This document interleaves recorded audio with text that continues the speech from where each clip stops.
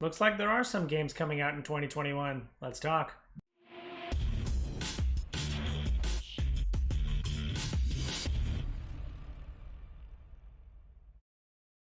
What up, viewers? What up? What up? Calc Soups here, and today is Friday, February 5th, and that means it's time for a quick recap of the week in video game news. We do have some games launching this year, so we got a couple titles that came out that announced their dates for later this year. So let's talk about them. The first one I want to talk about is the Mass Effect Legendary Edition, the trilogy of the Mass Effect games. We got a nice, awesome trailer. Also got a lot of details about what's being remastered, what's being reworked, revamped. So we got a lot of details around that. Mass Effect is coming out May 14th, so just right around my birthday. So I'd be excited to play all of those because I haven't actually played any of the original Mass Effect games. I feel like I tried Dragon Age and Mass Effect at the same time, and I just didn't like the combat systems that was kind of in both. So that's what kind of turned me off to both of them. But I'm excited to play them. With not a lot coming out, not a lot coming out later this year. I'm looking forward to sitting down and probably munching through all three of those games because they are in fact classics. The studio behind the revamp has talked about, mostly it's a remaster. A lot of it's being polished, but the first Mass Effect game is actually getting a little bit more love in that, bringing it into the modern way, making it play a little bit like the sequels, because of course sequels get better and improve, and sometimes when you go back and remaster something, you gotta improve some of that stuff so it doesn't feel old and dated. Some of the criticisms around like Demon Souls and why it was kind of the predecessor to Dark Souls, and people kind of Dark Souls better. So so thankfully they've gone back and touched it up to make it feel a little bit more like a modern game, and I'm excited to play them in May. So looking forward to that. PS5 owners, all of you out there can rejoice in that we get a free game this month. Destruction Allstars, I believe, was meant to be a launch title for the PlayStation 5. It was actually intended to be sold too. I don't remember if it was like a $40 or $60 game, but it is free with PS Plus this month, so you can play with your friends, up to 4 of your friends. I think I read a couple of the reviews. You can play with up to 4 friends in your Destruction Derby game. So you ride around, you jump into cars, and then you just run around and destroy each other. So it could be fun for for some time. Saw the Metacritic reviews. If you have any weight behind those, it's at a 65. So it sounds like it could be just some dumb fun, but I don't know that it'll capture your friend group necessarily for a long period of time. But since it's free and it's fun to do, and if your friend group has PlayStation 5s, then you can all jump in and play that. So looking forward to potentially trying that out sometime this weekend, maybe, just to see what it's all about. But looking forward to destroying some cars with friends. That's what the apocalypse is all about, right? We also have more news and more video games coming out this year. Total War Warhammer 3, the third part in this trilogy, I think was one of the articles I was reading, talking about a trilogy, which I didn't know there was I wonder if there's an overarching story, if they just keep including more and more races from the Warhammer tabletop game. But got like a 3-minute trailer kind of showing that they're adding like the chaos gods into it, and that that'll really round out the entire races. I'm wondering what races are still out there for them to add, because a lot of the DLCs in the first 2 games have been adding more and more of the traditional races from the tabletop game. So I'm looking forward to playing Warhammer 3. In fact, I got to go back and play Warhammer 1 and 2, potentially if there's a story that I have to catch up on before getting Warhammer 3. But I'm definitely looking at playing these kind of the Total War Warhammer games. I'm just really excited to play those as a big fan of the fantasy tabletop Warhammer board game. Google has finally given up on developing their own in-house games. So they were working on developing some games in-house for their platform. They even hired Jay Raymond to come in and kind of head up a studio that was going to develop games in-house. But they've given up on that venture. They said something about like 150 people are now out of their jobs because they're not going to give up on this. I don't think anybody's really surprised. Google is not known for sticking with a project if it's not viable, or or they just can't figure it out, which is really weird. Why Google wouldn't be able to figure out how to make a game? You know, I figured the center of data would know something about making video games or what it takes to make a video game, but they are no longer doing that. They're going to still support Stadia and still launch a platform. I drew a kind of parallel between, in my write-up, I drew kind of a parallel between how Valve kind of started out making games at least, and then turned into a platform, but Google's, you know, just cutting that right out. You know, they tried developing for a couple years. They've said no, so they've moved on. So, yeah, you can still buy games and play games on Google Stadia for however long that's going to exist. But there's no more kind of in-house first-party game Google Stadia games coming out. So maybe they can just buy some like Epic Game Store does. Amazon has also had some kind of moving and shakings with Bezos stepping down. The new CEO has kind of talked about how they're still going to continue to develop and build into games, even though they haven't really had a hit or launched very much. Their MMO New Worlds, I think, has been kind of coming out for the last 2 years. So, yeah, it's really weird. The one article that I'll have a link down below is just talking about how kind of these trillion-dollar tech giants can't figure out how to make a game. Amazon did launch that Crucible game, that PvP kind of hero shooter game last year that kind of launched, and then they fully launched it, and then they rescinded that and said no, it was just a beta, I swear. And then that went back into development.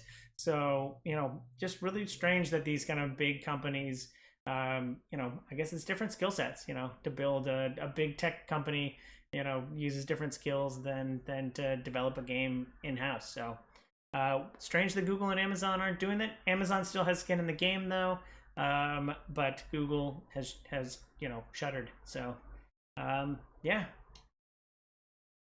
moving right along, another big piece of news that should have kind of led with this is Gearbox got purchased by Embracer, the Swedish holding company behind a series of a big kind of AA studios with Saber Interactive and THQ Nordic. So a bunch of big studios, and I'm surprised that 2K let them go. I'm not so surprised because, you know, Gearbox hasn't had a lot going for it since, especially with the closing down of or just with how Borderlands has been going. I would assume that, you know,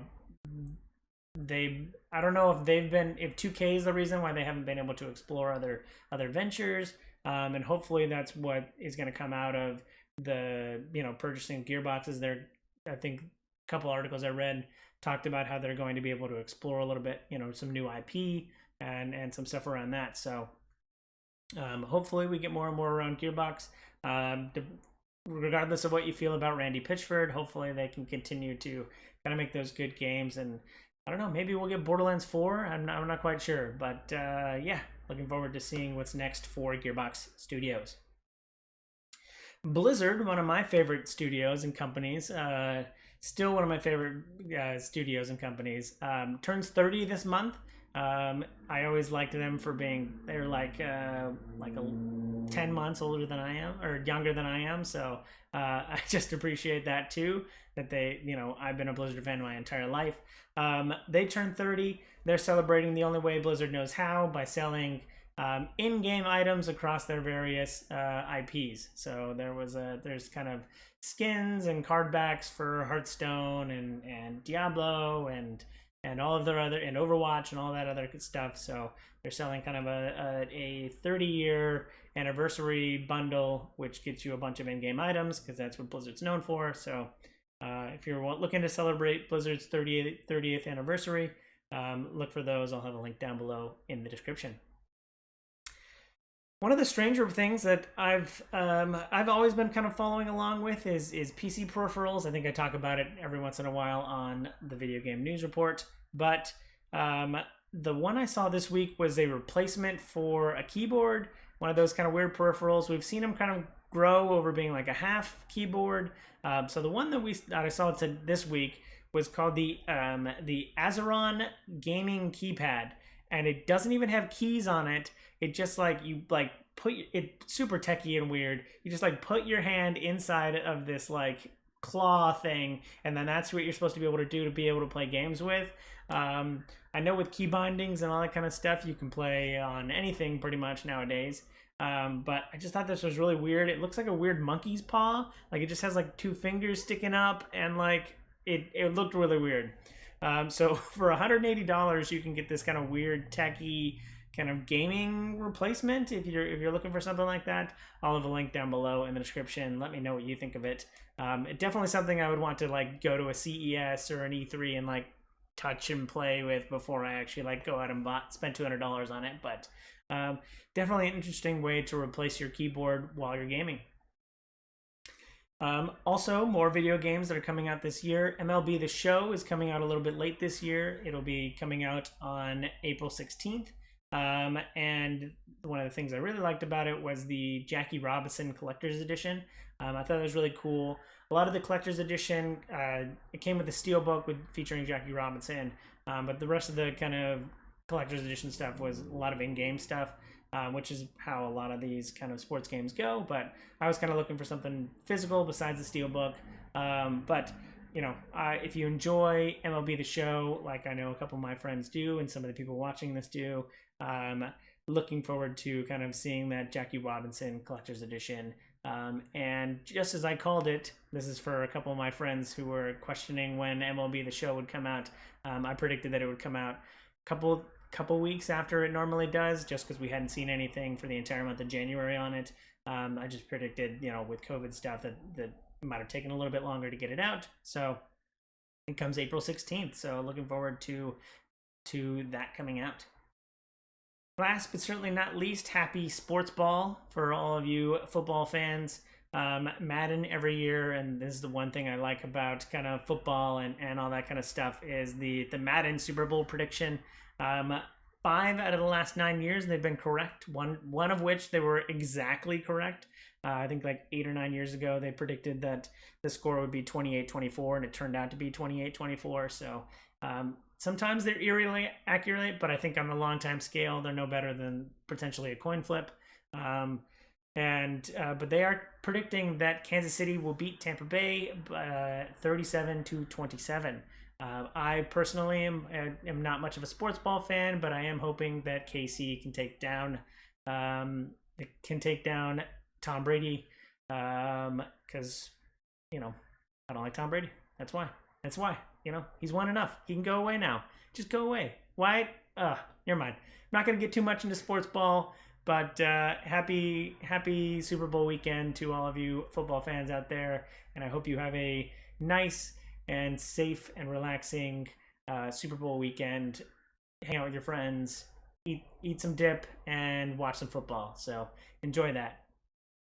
Thanks for watching. I hope you enjoy this content. If you do, follow, like, and subscribe to me on YouTube and Twitch. I'll have a link down below in the description so you can follow all of that. Thanks again. I hope you have a super day. I hope you have a super weekend. I hope you have a Super Bowl. And I hope you have a super day. Bye.